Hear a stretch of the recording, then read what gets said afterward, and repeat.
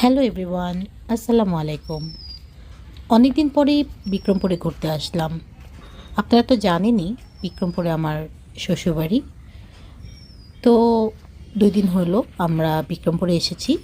আজকে এসেছি পদ্মা বিচ ক্লাবে ঘুরতে।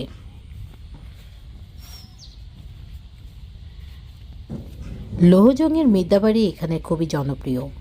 মিদ্যাবাড়ির ঠিক একটু সামনে হেঁটে আসলেই পদ্মা বিচ ক্লাবটি চোখে পড়বে। পদ্মার পার ঘেঁষেই এই রেস্টুরেন্টটি অবস্থিত। এসেই আমরা চারদিকটা ঘুরে ঘুরে দেখছিলাম আর ছবি তুলছিলাম।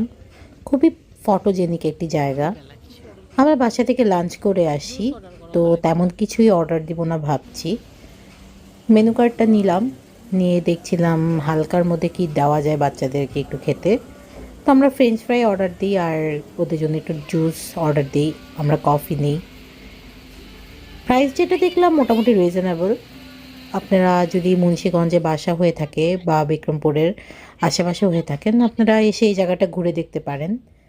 বাচ্চাদের জন্য খুব সুন্দর একটি বিকেল হতে পারে এটা।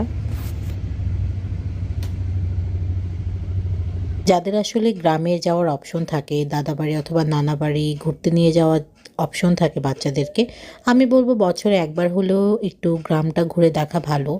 বাচ্চাদের গ্রামের সাথে পরিচিতি বাড়বে এবং গ্রামের পরিবেশের সাথে পরিচিতি বাড়বে। ওদের জন্য ব্রেইন ডেভেলপমেন্টে এটা খুবই হেল্পফুল।